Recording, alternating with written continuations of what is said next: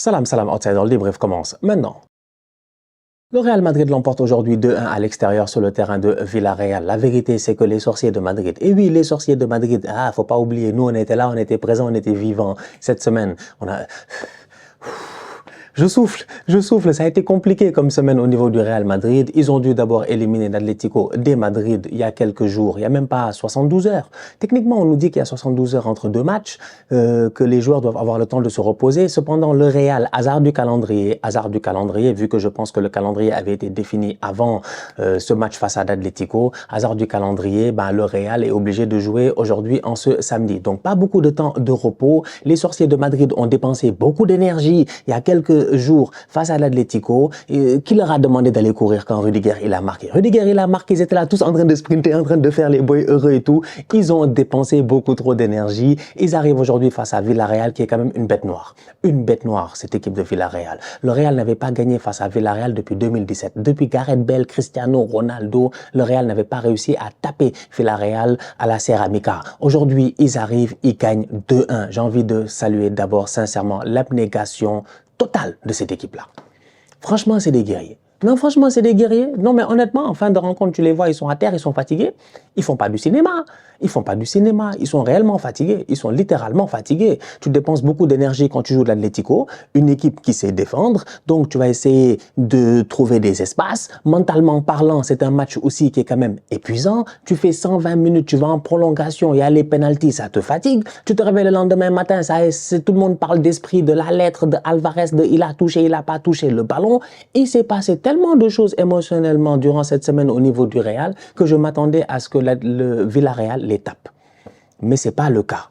Pourtant, après même pas quelques secondes de jeu, Foyf, ce tocard de Tottenham là, je vais parler de lui tout de suite là, Foyf est venu et il a claqué un but. C'est bien, c'est tranquille. C'était un bon but sur un corner et tout. Bon, défensivement parlant, sur les coups de pied arrêtés, de temps en temps, le Real ne se gère pas. Vasquez, Tchouaméni, tout ça, quelques petits contres et tout. Foyf réussit à venir claquer ce but. Foyf, j'ai envie d'en parler tout simplement parce que, voilà, quiconque a vu le match peut dire que Bellingham devait prendre un carton rouge. Non.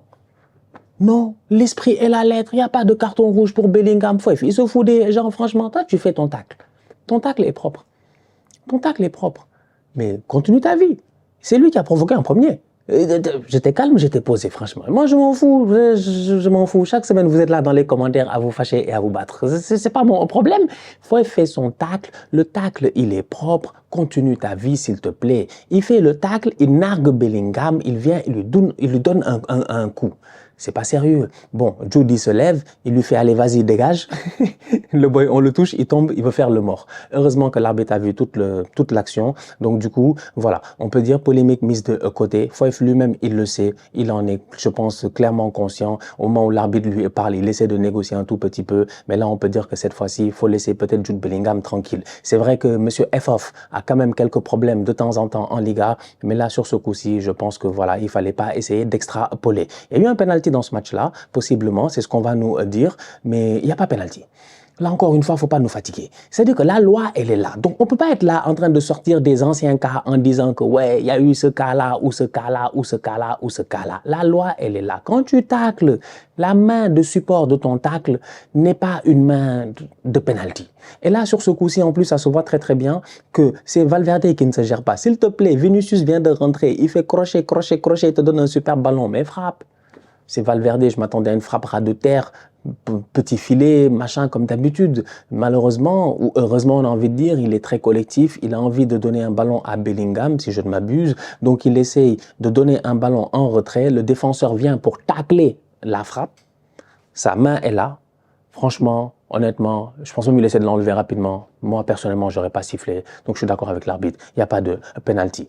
Donc, voilà, globalement parlant, c'est un Real qui, malgré tous les efforts physiques qu'ils ont eu à mettre cette semaine, ils ont quand même réussi à avoir un peu de lucidité. Et cette lucidité est passée à travers un joueur, Kylian Mbappé. Je pense qu'il se bat pour le Pichichi.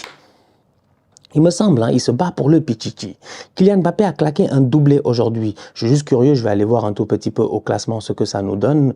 Il est où le Kylian Mbappé? Donc Kylian Mbappé, il a 18 buts cette saison.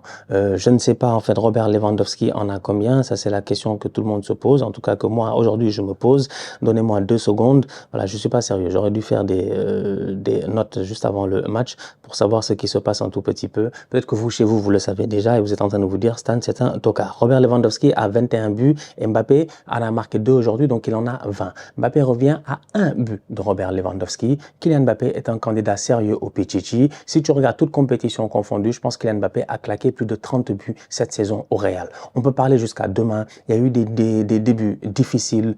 Il y a eu l'affaire de Stockholm et tout cela. Il y a eu les absences en équipe de France, même si Didier Deschamps l'a rappelé là pour la double confrontation face à la Croatie en Ligue des Nations. J'ai envie de dire que Kylian Mbappé, je répète ce que j'avais dit en octobre, je pense, c'est un professionnel. C'est un professionnel. Tu l'aimes pas, mais le boy, c'est un professionnel. Aujourd'hui, tu sens dès le début de la rencontre que lui, il sait que les boys sont fatigués. D'ailleurs, le banc du Real est un banc étoffé. Vini est sur le banc, Rudiger est sur le banc, Modric est sur le banc. Il y a pas mal de joueurs qui ont joué cette semaine qui sont sur le banc. En attaque, t'as Mbappé. Il fait une top performance. Franchement, il fait une top performance. Pourquoi? Parce qu'il va aller chercher les 2 buts. Les 2 buts qu'il marque, c'est ses buts à lui. Il est au début de l'action, plus ou moins, et à la fin de l'action. Le premier but, je le salue. La finition est calme, elle est posée. Bon, pas grand-chose à dire, vous le connaissez. C'est le kick, c'est Kylian Mbappé. Il donne un très très bon ballon d'ailleurs à Brahim Diaz, qui doit marquer d'ailleurs. Brahim doit marquer. Brahim il fait la feinte de corps pour faire le lob et tout, mais le gardien de Villarreal sort bien. Le ballon revient vers Mbappé, il frappe. Il y a pas mal de joueurs de Villarreal. Il n'y en a aucun qui est capable, malheureusement, de sortir ce ballon-là. Donc, but de Mbappé. Le deuxième but, c'est encore mieux. Il y a la passe en retrait. T'as Bellingham qui est là. Bellingham qui est en mode, s'il te plaît, laisse le ballon. Mbappé l'a même pas calculé. Il l'a même pas entendu. Il ne l'a même pas, je dis bien, senti. Le Jude, il contrôle, il pousse, il frappe. Le ballon rentre. 2 buts de Kylian Mbappé, c'est largement suffisant pour permettre au Real d'aller remporter ce match-là. Mbappé frustré en fin de match aussi. Franchement, contre Arda Güler, et ça j'ai envie d'en parler. Non mais miskin le Arda Güler. Miskin le Hendrik. Miskin tous ces enfants-là qui ont envie de jouer dans ce club-là, mais il n'y a pas de place.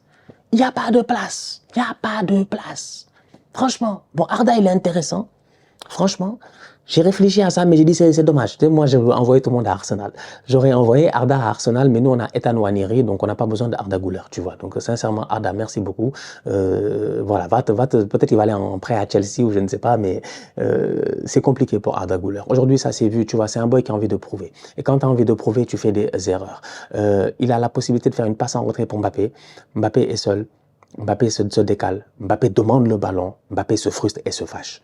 Je suis d'accord avec Kylian un tout petit peu parce que Kylian, durant tout ce match-là, il cherche son triplé. Il a envie d'avoir son triplé pour rattraper Robert Lewandowski au classement des buteurs. Je pense que Mbappé a plus que envie de finir Pichichi et il y a des grandes chances qu'il va finir Pichichi de cette Liga-là. Je ne sais pas qui va l'empêcher. Peut-être Robert, mais bon, à suivre. Arda a besoin de marquer parce qu'Arda a besoin de confiance.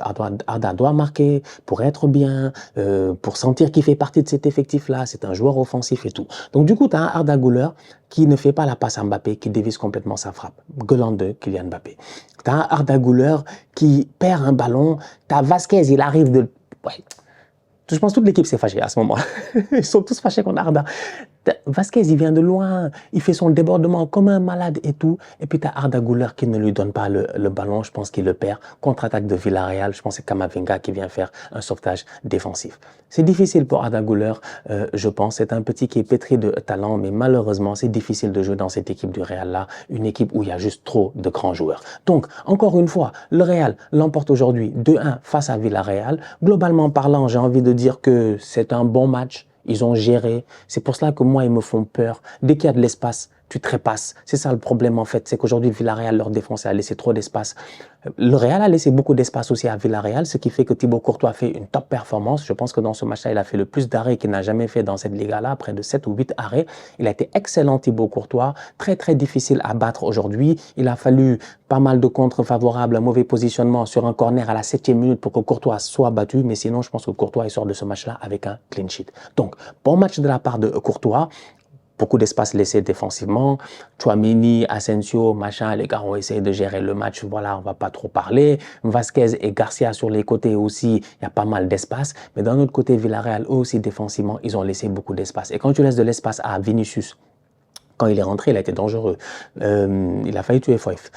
Quand tu laisses de l'espace à Vinicius, à Mbappé, à Rodrigo et à Brahim Diaz, ça fait mal. Et c'est ce qui s'est passé aujourd'hui. Et donc derrière, Kylian a réussi à claquer 2 buts. Donc j'ai envie de dire à Arsenal, il va falloir qu'on resserre les lignes, quoi. C'est pour ça que l'Atlético, ils ont tenu tout le match, ils sont allés jusqu'en prolongation. Il faut vraiment resserrer les lignes, il ne faut pas les laisser respirer, en fait. Tu leur donnes un peu d'espace, ils peuvent courir, ils peuvent débouler, ils peuvent accélérer sur toi et tu es mort.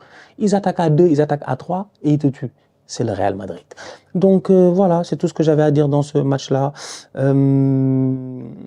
En attendant, le Real reprend la tête de la Liga. Demain, il y a Barça-Atlético. J'espère que vous serez là. Je serai là. Le Real est premier, mais le Barça a 2 matchs en moins. Il ne faut pas l'oublier. À cause de ce qui s'est passé la semaine passée, malheureusement, la perte du docteur du Barça qui avait fait que le match avait été repoussé. Le Barça a 2 matchs en moins, mais le Barça a 2 matchs en moins et la pression de jouer l'Atlético. Si l'Atlético l'emporte demain, ça peut un tout petit peu relancer ce championnat-là. Mais pour le moment, dans tous les cas, la course à la Liga, elle est toujours là entre le Real, le Barça et l'Atlético. J'ai hâte de voir demain ce qui va se passer. Avant de finir, shout out à Pape Gueye. Franchement, un bon match aujourd'hui. J'ai trouvé ça très intéressant, sa performance. À un moment donné, il a donné un ballon à Nicolas Pepe. Mais c'est que Nicolas Pepe.